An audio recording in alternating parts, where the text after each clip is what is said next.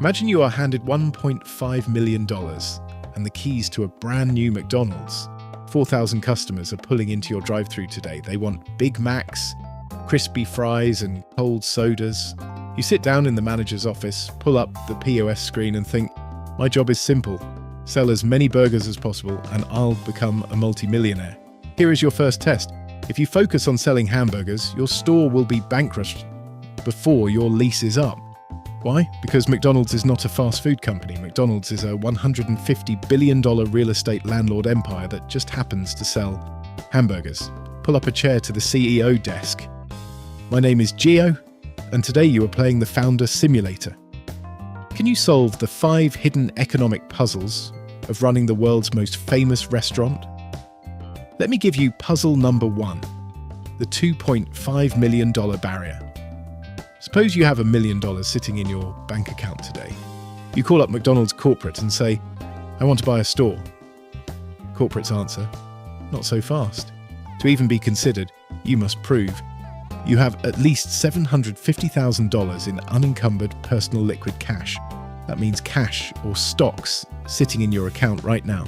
No bank loans, no secondary mortgages, no investor partners allowed. Second, building a modern store costs between $1.3 million and $2.7 million. And corporate forces you to pay 40% of that total cost in pure cash upfront. And third, even if you have the cash, corporate won't let you touch a store until you pass Hamburger University. That's a 12 to 18-month, full-time, unpaid training program in Chicago. You spend 80 hours a week sweeping floors, flipping patties, managing kitchen shifts, and memorizing their 600-page manual. Only after you pass do you sign a 20-year franchise agreement and pay a $45,000 initial franchise fee. Congratulations. You passed Hamburger University, handed over $1 million in cash, and opened your doors. Now comes puzzle number 2, the landlord mystery. Who is your biggest business partner?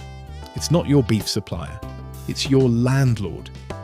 Back in the 1950s, McDonald's early financial genius, a man named Harry Sonneborn, realized something that changed business history forever.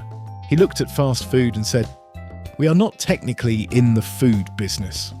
We are in the real estate business. The only reason we sell 15-cent hamburgers is because they are the greatest producer of revenue from which our tenants can pay us our rent.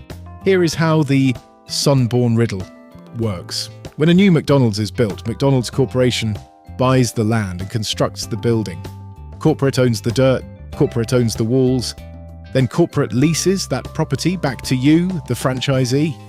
Every month, corporate automatically deducts 3 separate cuts directly from your revenue. First, a 4.5% service royalty fee on your gross sales.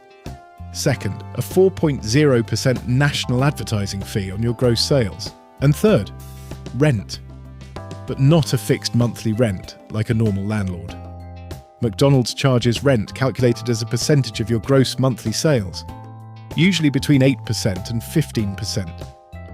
Add it up, and corporate takes roughly 16% to 24% of your top-line sales before you pay for a single pound of beef, a single gallon of milk, or a single hour of employee labor.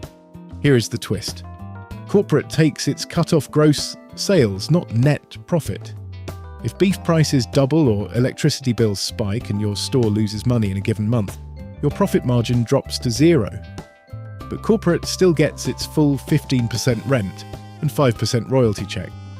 Corporate makes money whether you turn a profit or go broke. That is why McDonald's Corporation boasts a staggering 45% corporate operating margin, higher than Apple, Microsoft, or Google. So how do you actually make money? Welcome to puzzle number 3.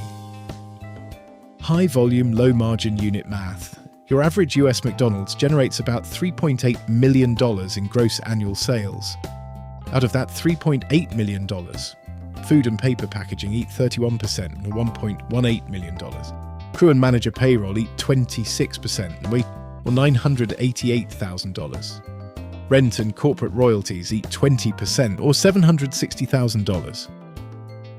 Utilities, insurance, maintenance, and local taxes eat 9% or $340,000. What is left over in your pocket at the end of the year? a net profit margin of roughly 10% to 14%. On a $3.8 million store, your personal net cash flow is about $400,000 to $500,000 a year. $500,000 a year is a great living. But remember, you put up $1.5 million in cash to get it. That leads to the multi-unit secret. The biggest earners in the McDonald's system don't own one store. They own 7. 7 stores generating $400,000 each means over $2.8 million in net personal profit flowing into your bank account every year.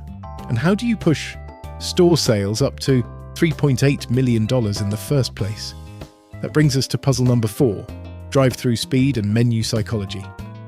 Over 70% of all sales at your McDonald's happen through the drive-through window. McDonald's corporate doesn't see the drive-through as a driveway, they view it as a high-speed assembly line. Corporate sets a strict target, 120 to 180 seconds per car from order speaker to window handoff.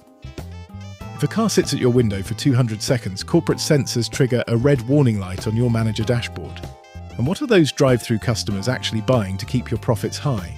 It's not the Big Mac. The Big Mac is complex. 2 beef patties, special sauce, lettuce, cheese, pickles, onions on a sesame seed bun. Beef is expensive and margins are thin. The real profit engine of your restaurant comes down to 2 items, French fries and fountain soda. French fries carry an 80% gross profit margin. McDonald's buys over £3.4 billion of potatoes a year. Controlling nearly 7% of the entire US potato crop means getting raw potatoes for pennies. Fountain sodas carry a 90% plus gross profit margin. A 30-ounce cup of Coca-Cola costs your store about 10 cents for the syrup, carbonated water and paper cup, but sells for over $2. And then there's the famous McRib. Why does the McRib appear and disappear randomly? It's not a marketing stunt, it's a pork futures commodity price trigger. Whenever global pork prices drop below a specific price threshold, corporate triggers a nationwide McRib release, locking in record profit margins on cheap pork. You've mastered the drive-through and the fry margins, but there is one final notorious puzzle that every store owner faces. Puzzle number 5, the broken ice cream machine monopoly. Every customer knows the meme. Sorry, the ice cream machine is broken. Why is the soft serve machine always out of order? It's not because your crew is lazy, it's because of a multi-million-dollar repair monopoly. McDonald's corporate forces every store to buy a specific $30,000 soft serve machine made by a company called Taylor, specifically the Taylor C602. Every night, the machine undergoes a mandatory 4-hour heat treatment cycle to pasteurize the dairy mix inside. If the temperature fluctuates by half a degree, or if a hopper is slightly overfilled, the machine fails the cycle and locks out completely. When it locks out, the screen displays a cryptic error code. Under your franchise agreement, you were strictly forbidden from opening the machine or fixing it yourself. You were forced to call an authorized Taylor service technician who charged upwards of $300 an hour just to show up and type in a secret master passcode. In 2019, a small tech startup called Kytch invented a $250 smart device that plugged into the machine, read the error codes, and allowed store owners to fix glitches in seconds. Store owners loved it. Then corporate stepped in. McDonald's sent a confidential warning memo ordering store owners to disconnect Kytch devices immediately, claiming they posed a safety hazard. Kytch responded by filing a massive $900 million lawsuit against McDonald's alleging corporate restraint of trade. And then came October 2024. In a historic victory for the right to repair movement, the US Copyright Office granted a landmark DMCA exemption, officially making it legal for commercial food owners to bypass digital software locks and repair their own soft serve equipment. It took a federal copyright ruling to finally fix the ice cream machine. So what is the ultimate lesson of the McDonald's empire? It isn't the secret sauce on the Big Mac, it's a masterfully engineered system where corporate owns the land, collects 15% rent on every dollar sold, drives 70% of sales through a 120-second drive-through lane, and relies on 80% margin fries to keep the cash register ringing. A McDonald's store isn't just a restaurant, it's a high-speed, real estate-backed cash printing press. If this solved the riddle of the golden arches for you, hit that subscribe button. Every week, we put you in the CEO chair of a different global empire to reveal how the money really flows. Drop your vote in the comments below. I'll see you in the CEO chair.